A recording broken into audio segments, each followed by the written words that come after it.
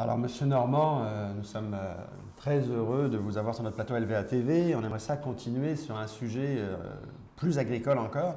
Vous avez été secrétaire d'État à l'agriculture, comme on le disait, en 97-98.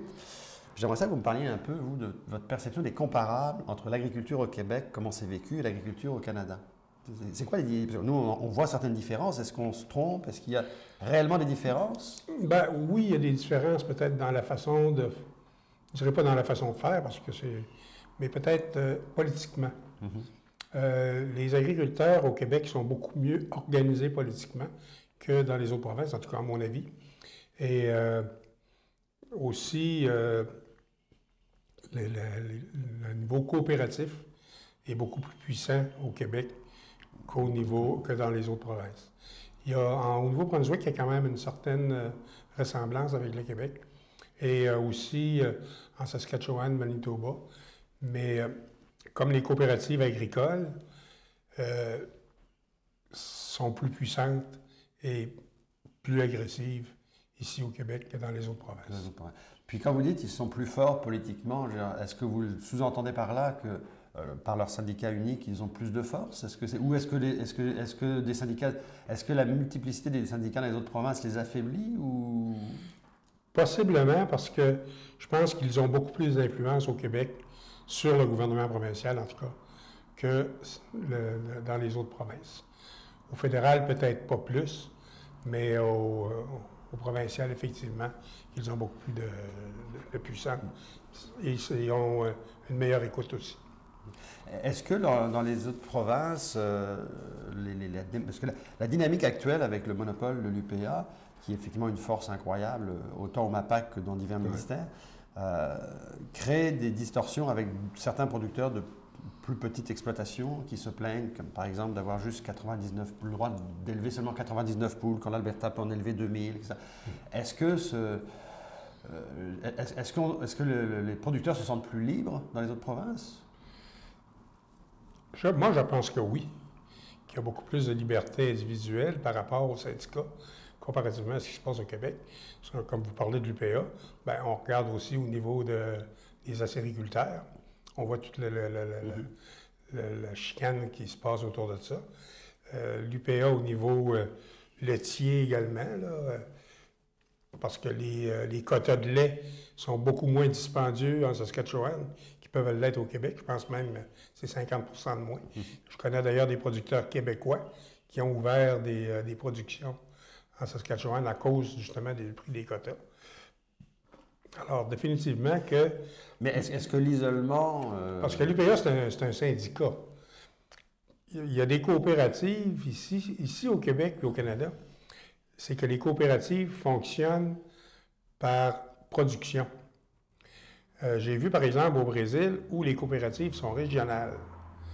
Et dans la région, vous avez des producteurs laitiers, vous avez des producteurs porcins, vous avez des gens qui produisent des céréales, mais ils font tous partie de la même coopérative. Donc ça change le rapport de force. Ça change le rapport de force et aussi, à mon avis, ça donne une force monétaire plus puissante parce que s'il y a une baisse dans le porc, ça n'affecte pas, ça affecte beaucoup moins la coopérative.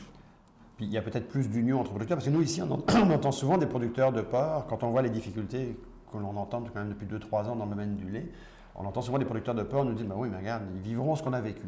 Ils vivront, si ça tombe, ils vivront ce qu'on a vécu.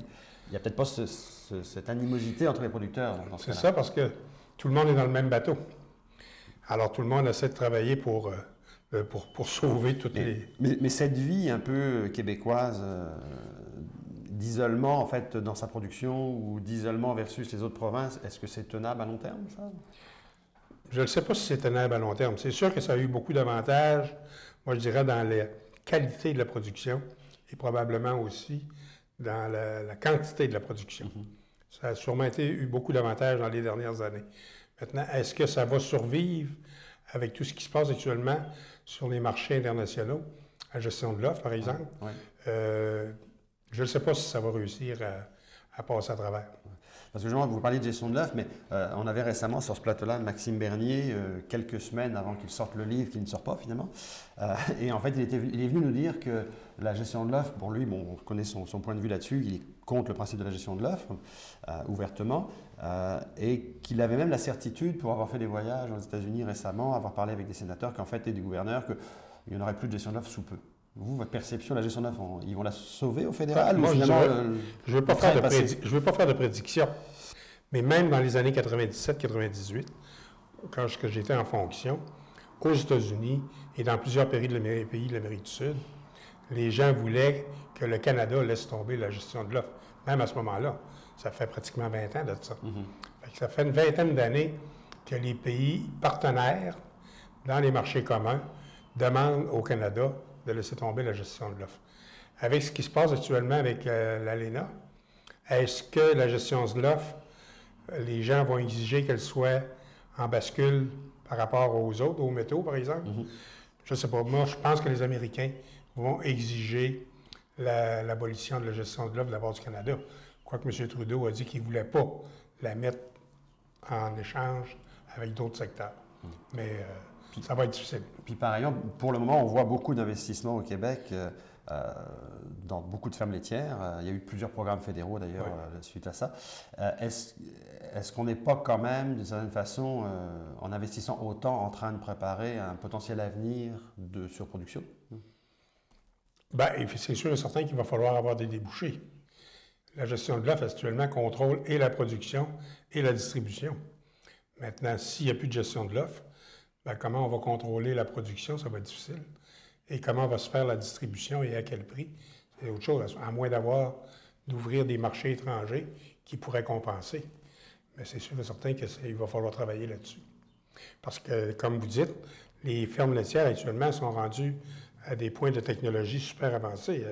C'était pratiquement tout se fait de façon automatisée. Et là, on tombe dans l'ère des robots avec l'intelligence artificielle. Alors, ça va aller encore en augmentant et en s'améliorant. Puis avec votre regard de secrétaire d'État donc à l'agriculture, pendant une période, vous avez été proche de ces décisions-là, en fait. Est-ce que, quand on dit la gestion de l'œuf, il faut vraiment sauver le modèle, est-ce que vous êtes vraiment un grand partisan de faut sauver le modèle aussi, ou finalement vous dites peut-être que 20 ans après, on est rendu là et sautons le pas et allons avec la technologie et grossissons? Moi, je pense que le gros problème de la gestion de l'œuf, c'est qu'on n'a pas, à date, trouvé quelque chose qui pourrait compenser la perte de la gestion de l'œuf. Comme j'ai dit tantôt. Parce que la valeur des quotas est là. Oui, la valeur des quotas est là, premièrement. Puis deuxièmement aussi, c'est que le contrôle de la production est là, qui permet d'avoir des prix stables.